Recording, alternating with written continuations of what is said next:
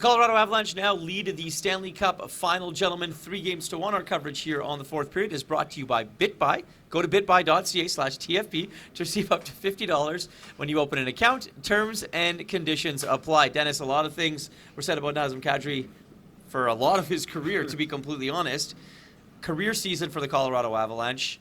Gets thumb surgery, he comes back, and he was the most effective when his team needed him the most. And he's a big part of what looks to be a championship puzzle for the Colorado Avalanche, scoring the game-winning goal, playing probably second-line minutes tonight. Just a heroic performance by him to come in and do that.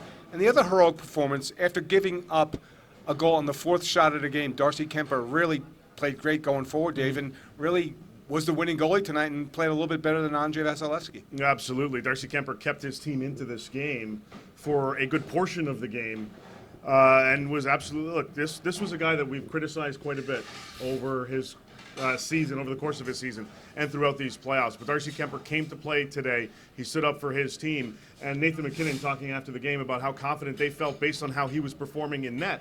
So that spewed out to the rest of the group, and they kind of, held themselves into this game and allowing them now going back to Denver 3-1.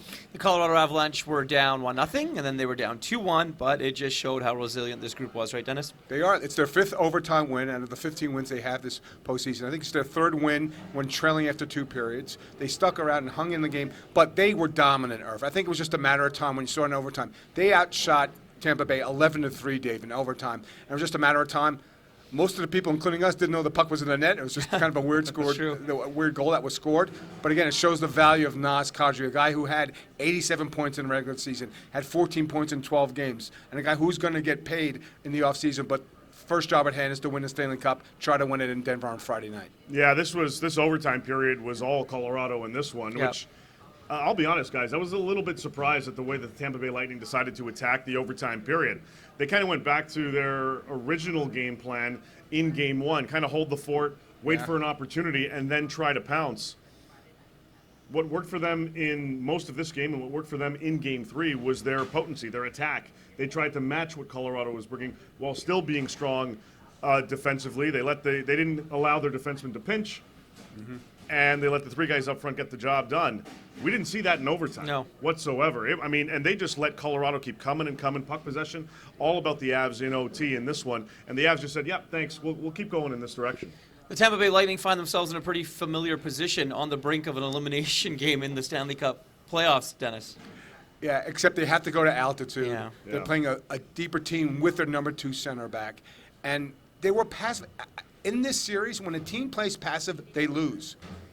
And they can't be passive in Denver. They got to go all in from the puck drop at the opening of the game. And I think that's the path to win, because if they said that strategy in overtime, it was just a matter of time. It wasn't Kadri. It would have been MacKinnon, would have been McCarr, would have been somebody in Colorado getting the game-winning goal here tonight. Yeah, again, kudos to the Colorado Avalanche for their resiliency, as you mentioned earlier. They just kept going. They kept grinding. They kept pushing. And it now leads them 3-1 in this series. And like you said, they're going to go back to Denver. They're going to go home, feel certainly a lot more confidence being 1 win away from hoisting the Stanley Cup. And if you're the Tampa Bay Lightning, you go back to what you did in Game 3. Season's over if you lose, so you got nothing else to lose. It's going to be a very fun atmosphere, I'll tell you that, on Friday night in Denver. The Stanley Cup will be in the building, and the Colorado Avalanche will be looking to hoist the Stanley Cup for the first time in 21 years.